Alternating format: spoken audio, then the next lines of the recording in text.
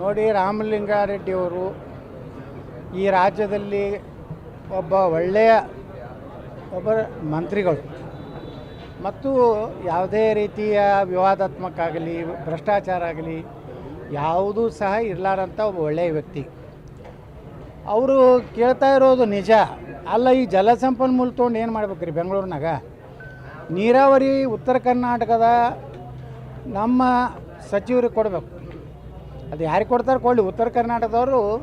ಯಾಕಂದ್ರೆ ಕೃಷ್ಣಾ ಮೇಲೇ ಹೆಚ್ಚಿನ ಇದು ಅದಾವೆ. ಕಾವೇರಿ ಕೃಷ್ಣ ಎರಡೂ ಬೇಕು. ಅದರೊಳಗೆ ಕೃಷ್ಣ ಮೇಲೆ ಹೆಚ್ಚು ಯೋಜನೆಗಳು ಇರೋದ್ರಿಂದ ಈಗಾಗಲೇ ಅದನ್ನು ಖಾಲಿ ಮಾಡಿ ಹೋಗಿಬಿಟ್ಟಾರೆ ಹಿಂದಿನ ನೀರಾವರಿ ಸಚಿವರು, ಅರ್ಥಾತ್ ಈಗಿನ ಮುಖ್ಯಮಂತ್ರಿಗಳು. ಮತ್ತೀಗ ಅಲ್ಲಿ ಏನೂ ಇಲ್ಲ, ಅದನ್ನು ಕೊಟ್ಟು ಬೆಂಗಳೂರು ಈ ಮಹಾನಗರ ಅನ್ನುವಂಥದ್ದು ಭಾಳ ದೊಡ್ಡ ಬಂಗಾರದ ಖನಿಜ ಇದೆ. ಪಾಪ ನಮ್ಮ ಕೃಷ್ಣ ಬೈರೇಗೌಡರು ಅಷ್ಟರು ದುಡ್ಡಿನ ವ್ಯಾಮೋಹದ ಮನುಷ್ಯನಲ್ಲ.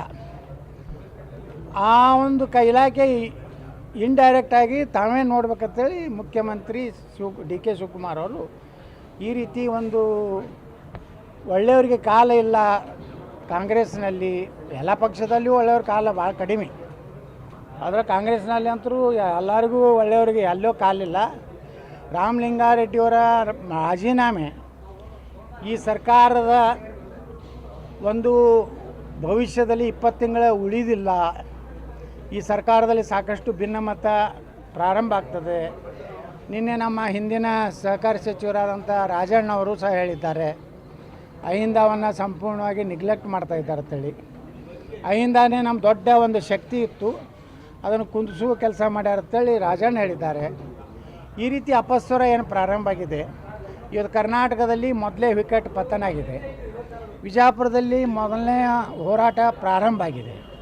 ವಿಜಯಪುರ ಹೋರಾಟಕ್ಕೂ ಕರ್ನಾಟಕದ ಸಚಿವ ಸಂಪುಟಕ್ಕೂ ಎರಡು ಏನು ಸ್ಪಷ್ಟ ಸಂದೇಶ ಅಂದರೆ ರಾಜ್ಯ ಸರ್ಕಾರ 20 ತಿಂಗಳು ಪೂರೈಸೋದು ಆಗುವುದಿಲ್ಲ ಮತ್ತು ರಾಜ್ಯದಲ್ಲಿ ಹಿಂದೂ ವಿರೋಧಿ ಸರ್ಕಾರ ನಡೆದಿಲ್ಲ ಅನ್ನೋಂಥ ಸಂಕೇತ ಇವತ್ತು ವಿಜಯಪುರದಲ್ಲಿ ನಡೆದಿದೆ. ಮತ್ತು ಕರ್ನಾಟಕದಲ್ಲಿ ರಾಮಲಿಂಗಾರೆಡ್ಡಿಯವರು ರಾಜೀನಾಮೆ ಕೊಟ್ಟಂಥದ್ದು ಧೈರ್ಯ ಮಾಡಿ ನಾನು ಇಷ್ಟೇ ಹೇಳ್ತೀನಿ, ಅವರು ಏನು ಸರಿಬಾರ್ದು, ರಾಜೀನಾಮೆ ಅಂಗೀಕಾರ ಆಗಬೇಕು.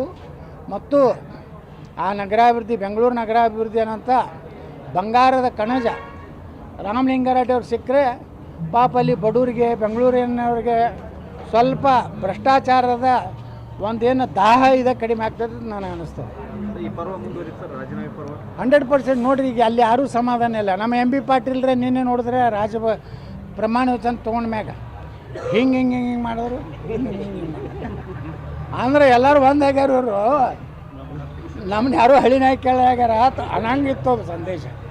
ಎಂ ಬಿ ಪಾಟೀಲ್ರ ಅಸಮಾಧಾನ ಹೊರಗೆ ಬಿತ್ತ, ರಾಮಲಿಂಗಾರೆಡ್ಡಿ ಅವ್ರದ್ದು ಹೊರಗೆ ಬಿತ್ತ. ಇನ್ನೂ ಯಾರ್ಯಾರು ಅದವ್ರ ಗಿರಾಕಿಗಳು ಗೊತ್ತಿಲ್ಲ. ಇನ್ನು ಮತ್ತೆ ಇನ್ನೂ 20 ಮಂದಿನ ನಾವು ಸಚಿವರು ಮಾಡಬೇಕು. ಅದ್ರ ಗತಿ ಏನು? ಎಲ್ಲ ಹಸದು ಕೂತಾರ. ಎಷ್ಟೋ ಮಂದಿ ಕಣ್ಣೀರು ಹಾಕ್ಯಾರ. ಯಾರು ನಮ್ಮ ಸಂತೋಷ್ ಲಾಡ್ ಕಣ್ಣೀರು ಹಾಕೋತ ಹೋಗ್ಯಾರ. ಅಲ್ಲಿಂದ ದ ಗ್ರೇಟ್ ಜಮೀರ್ ಅಹಮದ್ ಖಾನ್ ಅರ್ಧಕ್ಕೆ ಪ್ರಮಾಣ ವಚನ ಅರ್ಧಕ್ಕೆ ಬಿಟ್ಟು ಹೋಗ್ಯಾರ. ಅದು ನಾನು ಭಾಳ ದುರ್ದೈವ ಅಂದ್ರೆ ನಮ್ಮ ಮಠಾಧೀಶರು ಕೆಲವು ಮಂದಿ ಕೇಸರಿ ಕ್ಯಾಮಿ ಹಾಕ್ಕೊಂಡು ಜಮೀರ್ ಅಹಮದ್ ಖಾನ ಉಪಮುಖ್ಯಮಂತ್ರಿ ಮಾಡ್ಲತ್ತ ಹೋಗ್ತಾರೆ. ಇವ್ರಿಗೇನು ಮಾನ ಮರ್ಯಾದೆ ಏನು ಸ್ವಲ್ಪ ಬೇಕಲ್ರಿ? ತಮ್ಮದೇನು ಇನ್ನೂ ಯಾವುದಾರು ಒಬ್ಬ ದಲಿತ ಹಿಂದುಳಿದ ಯಾವುದೋ ಒಂದು ಜನಾಂಗಕ್ಕೆ ಅನ್ಯಾಯ ಆಗಿದ್ರೆ ಹೋಗಲಿ.